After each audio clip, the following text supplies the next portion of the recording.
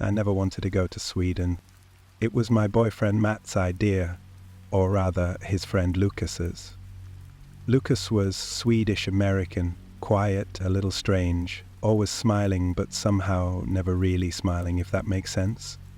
The kind of guy you forget is in the room until he says something that makes everyone uncomfortable, but nobody wants to say it out loud. We had just lost my sister Hannah. She took her own life. Pills and bathtub. The weeks that followed were a haze of casseroles, apologies, and shriveled white roses.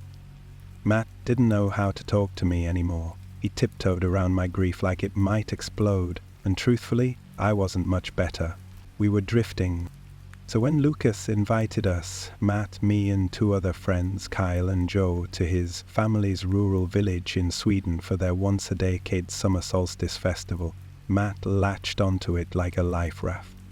"It's perfect," he said one night while I lay half asleep on the couch. "Fresh air, no phones, it's peaceful up there. Like therapy, but not weird." "Swedish cult therapy," I mumbled. He laughed nervously. "Come on, it'll be beautiful. You need this." He said I needed it, but it was him who needed me, to stop grieving so loudly, to sleep without screaming, to kiss him like I used to, so I agreed. We arrived in Sweden on June 16th. From Stockholm we drove north in a rented van Lucas arranged. It took nearly 7 hours. No cell service, no signs, only forest, endless green swallowing the horizon, broken occasionally by a lake so still it looked fake. Just after 10 p.m., the sun still hanging stubbornly above the trees, we passed a crooked wooden arch with faded runes carved across the top. Lucas grinned and said, "Home." We followed a dirt path through thick woods until the trees broke and we entered the village. It was like stepping into a painting. Old Scandinavian farmhouses, wild flowers in every color, clean dirt roads and rows of hand-carved totems along the fences.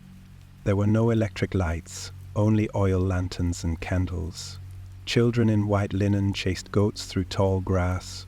Old women wove flower crowns and sang lullabies in a language Everyone wore white. They greeted Lucas with warmth, hugs, tears, bowed heads. We were treated like honored guests. They called us the Five from Afar. That night we feasted. Long wooden tables stretched across the village center. The air smelled of honey and smoke. We ate roasted lamb, root vegetables, bread so soft it melted in your mouth, and drank a sweet herbal mead that burned going down. I remember a girl, maybe 19, with braided blonde hair and pale blue eyes, who kept staring at me. Every time I looked her way, she didn't look away. She just smiled and tilted her head like she was memorizing me. When I whispered to Lucas about it, he said, "She's happy you're here. They all are." The next morning, we were woken by bells, not church bells, lower, deeper. They felt ancient. We followed the villagers to the central clearing where a massive maypole stood wrapped in fresh flowers and painted bones. A woman in her 60s draped in embroidered robes stood beside it. Lucas called her Mor, which I later learned meant mother. She welcomed us in Swedish, then English. "This is the year of the offering," she said, "a rare and sacred cycle." And she looked at us, the five. "The sun does not sleep during the hollow hours," she continued, "and neither will you. The light reveals, the light cleanses, you will be made new." The villagers clapped. We smiled awkwardly. From that moment, time blurred. We weren't allowed to sleep at night. They said sleeping under the eternal sun was dangerous, something about shadow walking. Instead, they kept us busy. Games, dancing, herbal rituals, storytelling. We drank strange teas that made the trees shimmer and our hands feel too big. One night we were blindfolded and led into the forest, told to follow the sound of bells to find our way back. Jo twisted her ankle and cried. They clapped and said it meant the forest welcomed her. It stopped feeling quaint, it felt designed. Matt loved it. "They're so pure here," he said. "They believe in something." Kyle was skeptical. Jo was high most of the time. I kept dreaming of Hannah floating in the bathtub, her eyes open and mouth full of flowers. On the third night we were told to dress in ceremonial robes, white with blue embroidery, and join the village for the blooming. We were led to a stone circle deeper in the woods. In the center was a large flat rock stained rust red. Moore stood beside it with two others. One man, one woman, each holding a wooden staff carved with symbols. They brought out an old man, frail, shaking, eyes wet with tears, and an old woman beside him. Their robes were different, crimson. "They are our elders," Moore said. "They have seen 80 cycles. Their bloom is upon them." Before we could ask, the villagers began to sing, a deep, vibrating hum that filled the trees. The old man kissed the woman's hand, then climbed the stone slab. And then, before I could even process, one of the staff bearers brought down a mallet the size of a bowling ball onto the old man's head. A crunch, a splash of red. He collapsed, twitching. I screamed. Matt grabbed my arm. Kyle swore and backed away. Jo fell to her knees, shaking. The villagers didn't stop singing. They laid the woman down next. Tears ran down her cheeks, but she was smiling. When the mallet fell, I turned away. That night, none of us spoke at dinner. The villagers celebrated. They danced and sang around the maypole, tossing flower petals and clapping hands. Children laughed. Music played. It was like nothing horrifying had happened just hours before. But none of us. The 5 touched our food. Kyle pulled me aside afterward. "We need to leave," he whispered. Matt overheard. "They warned us," he said defensively. "This is part of their beliefs. It's symbolic." "He's not wrong," Jo added, her voice distant. The old man didn't scream. He wanted it. I stared at them, dumbfounded. "That doesn't make it okay." Lucas approached, smiling softly. "You're shaken. I understand. But you must try to see with new eyes. In the hollow hours, death is not feared. It is part of the circle." I asked him why they had to kill the elders. "They weren't killed," he said. "They were returned before the body decays, before the soul forgets its name." That night, I lay awake in the shared guest house while the others slept. The sun still hovered like a dying fire above the treetops. I watched it bleed gold through the curtains and thought of Hannah again. Of how I hadn't noticed how quiet she had gotten until it was too late, how she had smiled the night before she left, not because she was happy, but because she had already decided. The next day began with another ritual, the marking of the chosen. We were brought to the central field. Moore stood with a bowl of red paint, thick like syrup.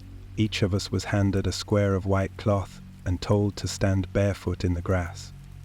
"This is the day the sun sees your true self," she said. "It will choose." Villagers formed a circle around us, humming softly. Moore dipped her fingers in the bowl and walked to each of us. She placed a single red dot on our foreheads, murmuring words I didn't understand. When she reached Jo, she paused. Her fingers lingered. "You will lead the dancing," she whispered. Her beamed, dazed and slow, as if already under some spell. Later, Lucas told us Jo had been selected as Solbruden, the sun bride. "It's an honor," he said. "Only one outsider every cycle." Matt seemed proud. Kyle rolled his eyes. But I watched Jo closely. That night she danced for hours, barefoot, arms wide, surrounded by villagers who chanted her name. Her pupils were huge, her cheeks were flushed. She laughed until she cried, and then kept laughing. On the 5th day, Kayar disappeared. We thought he was in the forest with one of the girls, a young brunette named Alva who had been flirting with him. But when he didn't return by evening, we started asking questions. The villagers said he went to receive the dream of the earth. They said it like a blessing. "What does that mean?" I demanded. Maul only smiled. He was curious. The land rewards curiosity. We searched. For hours, nothing. Matt was quiet. Jo was no help. She was too far gone, wearing a crown of thorns made of braided wheat, singing songs with the children. That night I went into Lucas's house while he was out. I found a small leather book under his bed. handwritten in Swedish with ink sketches of totems, faces, animal shapes, rituals. I flipped to a page that made my stomach turn. It showed 5 human figures drawn in a ring, 4 standing, 1 lying down. A sunburst above them, red dots marked their foreheads. Beneath it, Franlinga Brana Rent. I translated it later. It meant, strangers burn clean. The final night arrived, the true solstice. We were brought to a field outside the village. A massive wooden structure had been built in the shape of a sun with long, flared spokes. At the center was a chamber shaped like a nest, lined with soft branches and white linen. Moore addressed the crowd. The 5 from afar have been received. The circle is full. The sacrifice awakens. I pulled Matt aside, frantic. We have to leave now. He shook his head. It's just theater. Lucas said, it's like a play. This isn't a play, Matt. He looked at me, really looked up for the first time in days. Rachel, maybe this is what healing looks like. Maybe this is what Hannah needed. Maybe we need it too. It hit me then. He wasn't pretending anymore. He believed it. They took Jo first. She walked on her own, smiling and swaying, into the central nest of the sun structure. The villagers wrapped her in white cloth, then stepped away. A boy handed her a flower. She kissed his forehead. Then Moore lit the torch. The fire spread fast. Jo didn't scream. She laid still as smoke began to rise. The villagers began to chant, low, deep, rhythmic. I turned and ran. Through the woods, barefoot, tearing my skin on brambles. I didn't know where I was going. I only knew I had to get out. Behind me I heard voices, some shouting, some laughing, some praying. The trees felt endless. But then, headlights, a road. I burst through the tree line and nearly collapsed onto the hood of a passing truck. The driver, startled and terrified, took me to the nearest police station miles away. They searched the forest. They found only ashes. The village? Empty, as if it had never existed. They found remnants of burned timber, old bones, and a few melted silver trinkets buried under Chad's soil. Right, Jo, Kyle, gone. No records of Lucas Nilsson, no trace of Moore, no photographs. All our phones were collected on the first day. When I returned, it's been 3 years. Sometimes I still hear the bells in my sleep. The sun doesn't comfort me anymore. I draw the curtains tight every summer. I've moved twice, changed my name, but every solstice I feel it. A pressure, a heat behind my eyes, like something watching. And sometimes in the corner of my mirror, I swear I see a girl with pale blue eyes and a flower crown. Still smiling.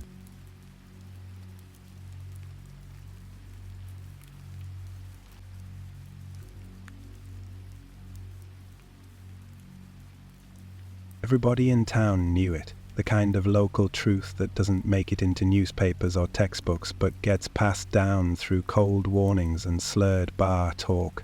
I heard it first when I was a kid, maybe 9, standing outside the rusted fence with my cousin Drew.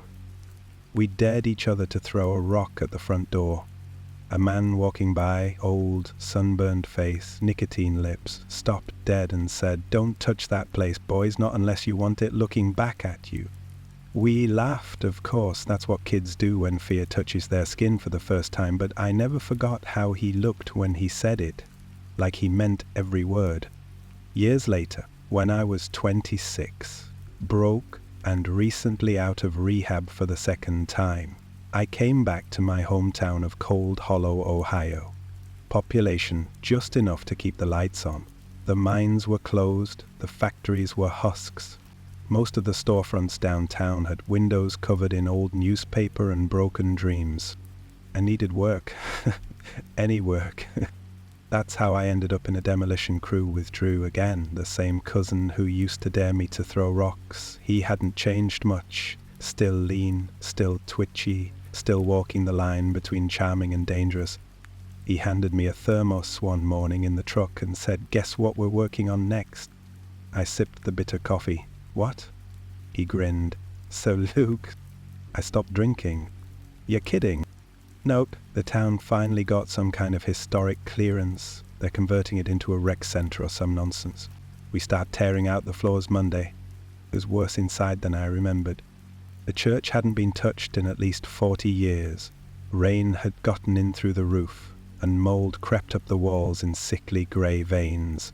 The wooden pews were warped and cracked. Some had collapsed entirely, like rows of broken teeth. The air was thick with the scent of rot, mildew and something else, something dry and sharp like old blood. They told us not to touch the altar. Historical preservation, the supervisor said, but nobody really believed that. It was more like a rumor handed down with the job orders. Don't touch the altar, don't go under the dais, don't mess with the west wall. West wall, that's where the stained glass had shattered, inward like something came through. I tried not to look at it, but every time I turned my head, it felt like it was still there, in my peripheral vision. Not just a hole, but a wound. By the second week, things got strange. Drew said he found a dead crow inside one of the hollow support beams. No broken bones, just curled up like it laid down and died on its own. Another guy, Ricky, claimed he heard a baby crying in the crawl space. Nobody laughed. Not really. Then came the cold book. We were tearing up rotten floorboards near the west wall when I found it. At first I thought it was a brick. It was wrapped tightly in black cloth and wedged deep under the floor like it had been hidden or buried. It was cold to the touch, ice cold. I remember that because my breath fogged when I unwrapped it, and it was nearly 80 degrees outside. It was a book, bound in dark, cracked leather. No title, no author, just an embossed symbol on the cover. A circle with 4 lines radiating outward like a compass, but jagged, uneven, like it was drawn by someone shaking. The pages were dry and stiff, and the writing inside. It wasn't English, it wasn't anything I recognized. Sharp glyphs, twisting curves, symbols that felt wrong. When I showed it to Drew, he took one look and said, "Put that back. I just want to know what it is." "Tommy," he said, his voice flat and quiet, "that's not ours to read." I didn't listen. I took it home that night, wrapped in an old hoodie. It throbbed in my backpack. That's the only way I can describe it, like it wanted to be noticed. I opened it under a desk lamp, alone in my dead grandmother's house. The writing shifted. One second it was incomprehensible, and the next, appealing to something closer to English, like it was translating for me. I only read a few lines. "The light above is false. The warmth is a lie. The body is a cage. Those who bleed on the compass may walk beneath. Offer your name.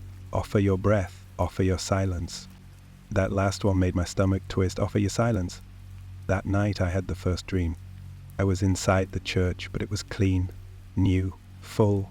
Dozens of people in long grey robes standing around the altar, faces hidden in shadow, chanting in a language I shouldn't understand, but somehow did. They were chanting my name, and then I woke up screaming, with blood on my hands. Drew wouldn't talk to me the next day. He wouldn't even look at me. I asked one of the older guys, Jim, about the church. He lit a cigarette, looked down the street like someone might be watching, and said, "It was shut down in 78. Whole congregation went missing, overnight. No break-in, no struggle, just gone." "What happened?" He shrugged. "Only thing they found was a goat nailed to the altar and the book, but that disappeared. Looks like you found it again." I asked how he knew about the book. He didn't answer. That night I went back to St. Luke's alone. I don't remember choosing to. It was like being pulled.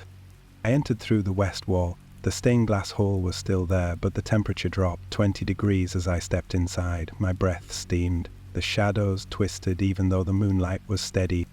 I walked up to the altar, cold book in hand. I opened it. The pages flipped on their own, landing on a symbol that glowed faintly. The same compass-like mark. There was a whisper, not in my ears, but in my teeth. "Nothing, your silence." I opened my mouth to scream, and nothing came out. I couldn't speak. I don't mean I was scared speechless. I mean I literally couldn't speak. My mouth opened. My lungs pulled in air, but no sound came out. Nothing. Not even a rasp. My throat was fine, my tongue worked, but it was like something had taken the sound from me. When I stepped back from the altar, I heard it again. The whisper. Not words this time, just a low hum, like a hive full of bees behind a wall. I ran, out the west wall, through the gap in the fence, all the way back to my grandmother's house. I didn't sleep. I couldn't even cry. Just sat in the kitchen staring at the cold book on the table while the sun came up and my coffee went cold. The next morning I got a call. Ricky, the guy who said he'd heard a baby crying, was found behind a church, half naked, covered in bite marks. His eyes were gone. The sheriff said it was dogs, maybe coyotes, maybe a meth thing gone wrong. I didn't believe that, because Ricky had scrawled something into the dirt next to where they found him, with his fingernails. The compass symbol. I told Drew everything. My voice had come back by then, hoarse and fragile, like it had to fight its way back. He didn't laugh, he didn't even flinch. "I told you not to read it," he said. "You invited it." "What is it?" He didn't answer right away. He lit a cigarette, stared out at the broken skyline of Cold Hollow, and finally said, "It's not from here." "Not from where?" He looked at me, and for a second I saw real fear in him. "Not from anywhere." That night he came with me back to the church. We brought shovels, a flashlight, and a gallon of gasoline. The plan was simple: burn the book, salt the ground, bury whatever was beneath that altar if we had to. We got inside around midnight. The air was colder than before. Every window was covered in frost from the inside.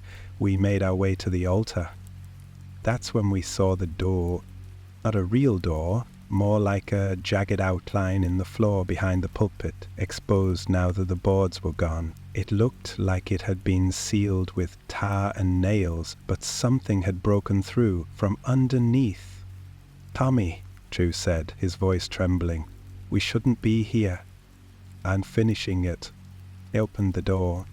A smell hit us first, a wet animal rot, like a butcher's freezer, unplugged for weeks. We descended into a tunnel barely wide enough to crouch. Roots jutted from the walls. Something moved in the distance, not footsteps, but shifting, like fabric on stone. The walls were lined with carvings, same symbols as the book, same compass shapes, only now they were filled in with something dark and flaking. I didn't want to guess what. And then the chamber. It opened suddenly, a rounded natural cavern lit by faint orange light from dozens of candles that had no wax or flame. In the center was a pedestal, on the pedestal a bowl. In the bowl, something alive. It wasn't a creature exactly, more like a mass, breathing, covered in eyes that blinked independently, slowly, wetly, no mouth, just eyes, and pulse. The whispering grew louder. Not voices now, not even thoughts. It was memory. My worst ones, my lowest ones. The night I left rehab, the year my father disappeared. Every shame I'd buried was playing in my head like a film, not from the outside, but like I was living it all over again. Drew dropped to his knees. "It knows me," he whispered. "No," I said. "It uses you." And then the thing in the bowl opened. Not with jaws, not with limbs, but like a flower blooming upside down. And inside, God help me, inside was another book. A second cold book, smaller, bound in what looked like skin. Pages made of something not paper. I don't remember taking it. I just remember holding it suddenly and feeling something close. Behind us the tunnel collapsed. We didn't leave through the tunnel. There was no tunnel anymore. But we didn't die down there either, because the chamber changed. The candles blinked out, the pedestal sank into the ground, and then the walls began to reshape, not like a cave, like wood. And in a few minutes we weren't underground anymore. We were in the church, St. Luke's, but it was new, clean, bright, full of people. They all wore grey, they all stood in rows, and they were all silent. Not quiet, silent. Their mouths moved, but no sound came out. Drew dropped the book. He backed away. "We never left," he muttered. "We never." And then a hand reached out from the pew and touched his chest.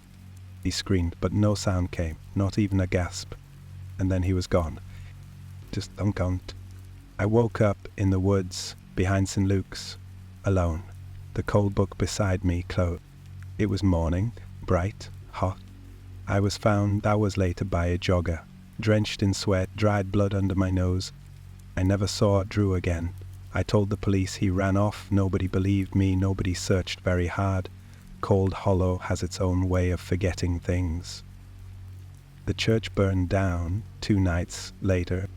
I said it was vagrants, some kids, maybe an electrical fire, even though the place hadn't had electricity since 1983. They never found the cold book, because I buried it in concrete under 7 layers of steel. But sometimes when I sleep, I see that second book, the one from the pedestal, and I know it's not finished. The ritual never finishes. It waits. I never talked about it again. After the fire, I left Cold Hollow for good. I moved 4 states away, changed jobs, changed numbers, never looked back. The nightmares faded, mostly. The whispers got quieter. I kept myself busy, but I never forgot. Not the way the air changed around the book, not Drew's silence before he vanished, not the thing that opened like a flower full of eyes. I thought that was the end. Then, 7 years later, in early October, I got a padded envelope in the mail. No return address, just my name, handwritten. Inside was a photograph, an old Polaroid, slightly yellowed. It showed a basement, cement floor, moldy cinder block walls, and in the center, the cold book, open, resting on a square of canvas, the compass symbol drawn in something dark. There was a note taped to the back. It came back. I tried to throw the photo away. It showed back up in my mailbox the next morning, same envelope, same handwriting. Only this time there was another note inside. "You left the door open." I didn't sleep that night, not really. Around 3 a.m., I heard a sound from my kitchen, a soft thud, like a book falling flat. I walked in slowly, my heart pounding. There was nothing on the table, but the chair had been pulled out, and the air smelt faintly like rotting wood and damp stone. I started digging, not literally, not yet, but through old notes, maps, newspaper clippings, anything I could find. I wanted to know how the cold book could move, who else had seen it, why it came back. I found something in the archives of a decommissioned university library, a thin hand-scanned journal from 1887, written by a Reverend Eliab Marsh from Cold Hollow, long before the town had its name. The journal referred to the house below the house. He described hearing voices in the soil. He said the church had been built atop an opening that was not made for us. That once every 7 winters, the silence must be re-gifted. There was a drawing, the same compass symbol, and below it, 4 words, "Do not read aloud." I got a call from Drew's sister out of nowhere. She'd found my number online. She said her brother had shown up at her door in the middle of the night, silent, filthy, barefoot. His hair was white, his fingernails were black, and his mouth was stitched shut. Not surgically, crudely, with thread and blood and something that looked like fishing wire. He handed her a box, then walked into the woods and never came back. She opened the box. Inside, a second copy of the cold book. Different cover, same symbol, same cold to the touch. I told her not to read it. I begged her. She didn't listen. Things started dying around me. First, the stray cat that hung around my apartment. I found it twisted on my welcome mat. No wounds, just bent, like gravity had failed. Then the man across the hall. Heart attack. Oh, that's what they said. The next night, I woke up at 2:17 a.m. to find every faucet in my apartment dripping, even the ones I'd turned off tight. The water came out dark red for 6 full seconds before turning clear. I packed a bag and left. Not to run, to finish it. To seal it, to bury the cold book for good.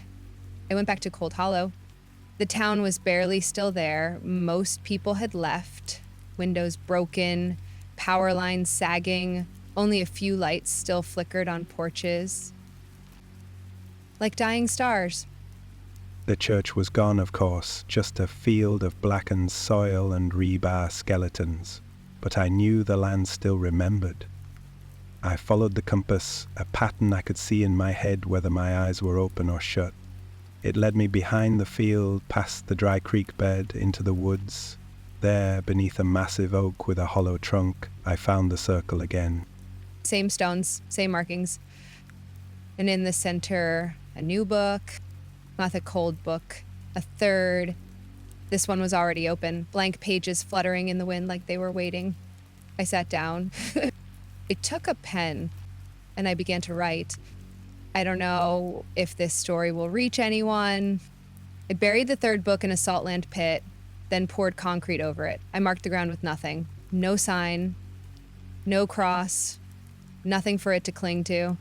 But if you've found this, if you've seen the compass symbol, if you've heard the silence in your dreams, do not touch it.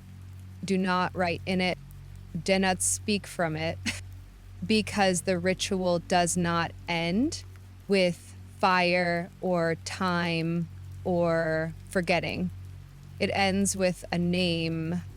And once you write it, even once, it becomes yours.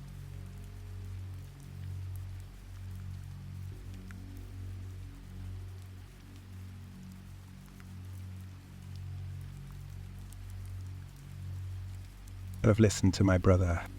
He said the land felt off the second we stepped onto it. He couldn't explain it, just said the trees leaned funny, like they were listening. I laughed it off. That's what I do when I'm nervous. But deep down, I agreed with him. The woods past the pine line felt different. It was supposed to be a simple weekend trip. Me, my brother Kevin, and his friend Marco. A quick hike into the back country, no phones, no stress. We grew up in Tennessee, used to this terrain, and we'd done harder hikes before, but this one felt forgotten. It was Kevin's idea to go deeper than usual, a trail that didn't show up on any recent map. Found it on an old forestry site, he said. Used to be used by rangers back in the 70s. Mistake number one. We passed the pine line just after noon on day 2. It was a distinct point where the trees changed. The birches and oaks gave way to tall, narrow pines, packed tight and too symmetrical, like someone had planted them on purpose a long time ago and then abandoned the project halfway through. Everything got quieter in that stretch. No birds, no insects, just the crunch of needles under our boots and the occasional distant wind that never seemed to touch our skin. I don't like this, Kevin muttered. Doesn't feel right. Marco rolled his eyes. Bro, you said that when we ran out of trail mix. Kevin didn't laugh. I should have trusted him. Around 4 p.m. we found the stone tree. That's not its real name, it didn't have one, but that's what we called it. It was a pine like the rest, only thicker, gnarled with age, and completely grey. Not just bark grey, stone grey, like it had been scorched and dusted with ash. Carved into the trunk was a strange symbol, a circle with 7 vertical lines running through it. Some of the lines were short, some long, but all of them had tiny slashes across the tops, like tally marks maybe, or knives. At the base of the tree was a flat area of cleared earth, ringed with small stones and overgrown roots, a crude circle, like a fire pit that had never been used. I bent to take a picture, but my phone refused to power on. I don't like this, Kevin repeated. It looks ceremonial. Cool, Marco said. Like Native American stuff? Kevin shook his head. No, older. We set up camp half a mile north of the tree. Nothing fancy, just 3 sleeping bags, a tarp, and a fire ring. It was quiet that night. Too quiet. Around 11:30 p.m. as we sat around the fire, trading stories, we heard it. Not a sound, a rhythm. Thump, thump, thump, thump. Light, distant drumming. He froze. Marco laughed. Probably kids with a Bluetooth speaker. Kevin stood. Out here? The sound got louder. It wasn't music. It was deliberate, slow, like something ancient trying not to rush. Let's kill the fire, Kevin said. Marco looked annoyed, but didn't argue. We sat in darkness for nearly 10 minutes, straining our ears. The thumping stopped. Then we heard something worse. Something low, deep, male and female voices layered together. No words we could understand, more like sounds that felt like language. I mouthed to Kevin, "What do we do?" He pointed toward the sound. We followed. Part 4, the procession. It took us nearly 40 minutes to track them. We kept low, moved slow. The forest floor was wet and soft, our boots sinking with each step. Finally, through a veil of black pine trunks, we saw them. Maybe a dozen people, men, women, a few children, walking in single file. Each wore robes made of stitched-together cloth and animal hide. Their faces were hidden behind masks made of bark and moss. Some wore antlers, others had long, rotted veils. At the front was someone taller, draped in dark red, no mask, just black cloth wrapped tight around the head and neck like a cocoon. Each person carried a torch, but they didn't burn like ours, the flames were blue. They marched to the stone tree. We watched from a ridge above, hidden behind a fallen log. They began forming a circle, the chanting grew louder, and then they brought out the cage. It was wooden, rough, about 5 feet tall and narrow like a coffin standing upright. Inside it was a boy, maybe 12, maybe younger, filthy, barefoot, silent. No one spoke to him. No one screamed. They placed the cage inside the stone ring circle at the base of the tree. One of the masked women reached into a pouch and scattered something around the cage. Looked like ash and crushed bone. The red-robed leader stepped forward, pulled a stone knife from their belt, and knelt at the base of the grey tree. They began to carve, not into the tree but into themselves. Slowly, deliberately, they carved the same symbol, the circle with 7 lines, into the inside of their left forearm. Then they walked to the boy and placed the bloody arm against the cage. The boy started to cry. I almost stood up right then. I don't know what I thought I was going to do. Yell? Attack them? Call the cops with my dead phone? But before I could move, Kevin grabbed my wrist. His face was pale. His eyes were locked on something behind me. There were more of them. 3 people in robes had come up behind us, silent, close enough to touch. Before I could turn, I felt a sharp blow to the side of my head. Not hard enough to knock me out, but enough to blind me with pain and confusion. I hit the ground. I heard Kevin yell, Marco scream, then everything blurred. We were dragged down the hill, through the mud toward the ceremony. When my vision cleared, I saw Kevin on his knees beside me. His face was bleeding. Marco was nowhere in sight. The red-robed leader stood over us, and no eyes visible behind the cloth. They said one word, something harsh, ancient, but I felt it like a command. Choose. I looked at Kevin, he looked at me. Didn't know what it meant. I said it again, louder this time. Choose. The red-robed figure stood motionless, arms still slick with blood, pointing one finger between me and Kevin. We didn't answer. We couldn't. My lips were dry, trembling.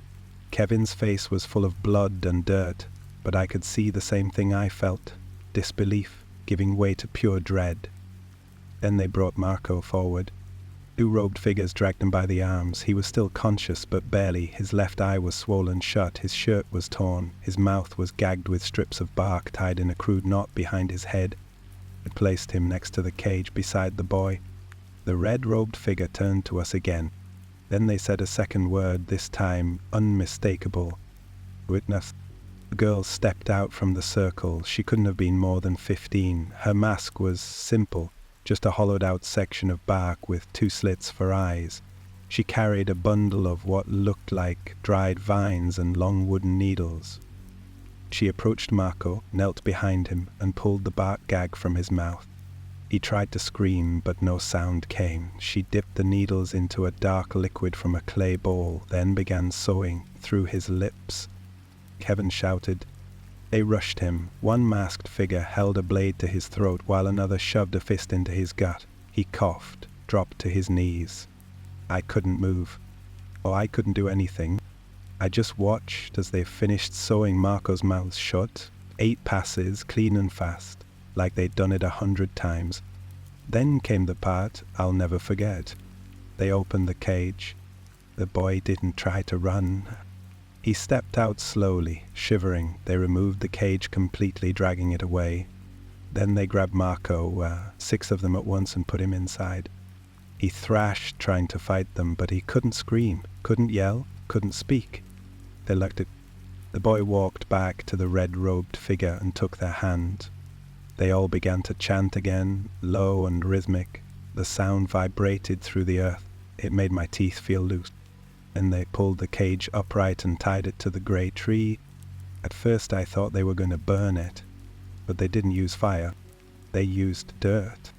They began burying the cage, slowly, deliberately, not digging, covering, with handfuls of soil, one after another, like it was a sacred offering. Marco writhed inside. We could hear his muffled grunts, the metal of the cage clanging against itself. Within 5 minutes they had covered it up to his chest. Ends of 10 minutes, his neck. Then the chanting stopped. The red-robed leader raised both arms and said a word that sounded like it belonged in a place before language. Function. The earth shifted. I swear on my life, the ground moved. The dirt below the cage began to tremble, ripple, not like an earthquake, but like something underneath was pushing up. A shape rose from the soil, black and slick, like a root pulled too quickly from deep mud. As it wasn't a creature, it wasn't a human. It was a mouth. Climbed a gaping, wet opening in the earth, lined with moss and stone and something like cartilage. The cage began to tilt, pulled toward it. Marco thrashed harder, his eyes wide, pleading. And the earth took him. One sharp jerk and the cage dropped in. Oh, and not a single sound. No screams. Just silence and soft, shifting soil. That's when the wind came. Out of nowhere, howling, furious, it whipped through the circle, scattering leaves and ash. The torches flickered blue and then went out. In the darkness, everything broke loose. One of the masked people screamed, actually screamed, and stumbled backward, tripping over a root and falling into the circle. Others started murmuring, unsure. The red-robed leader turned their heads sharply, scanning the ridge. Their eyes landed on me. They saw me, and I ran. Kevin must have understood instantly because I heard him crashing through the brush beside me. Branches slashed at my face, thorns ripped my sleeves. I didn't care. They were behind us, fast, inhumanly fast. I could hear them crashing through the trees like wolves, low breathing, snapping twigs under bare feet. Kevin fell once. I dragged him up. We didn't stop. We didn't look back. We crossed the pine line just before dawn. I felt it like a curtain being pulled back. The sound came back. Birds, wind, a crow overhead. We collapsed on a dirt road near the ranger boundary, gasping, bleeding, shaking so hard we couldn't speak for 10 minutes. When we finally got to the ranger station, we told them we'd gotten lost and saw some kind of cult gathering. They looked at us like we were high or mentally ill. When they went back with us the next day, nothing.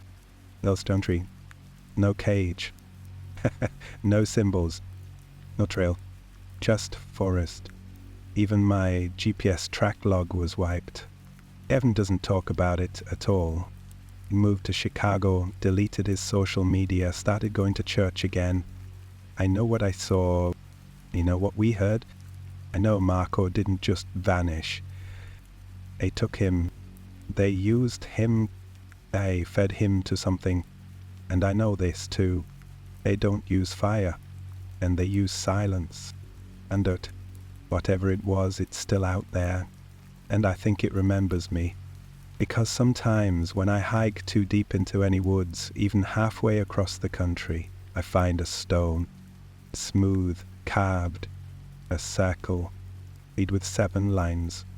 3 weeks after it happened, Kevin called me at 2:13 a.m.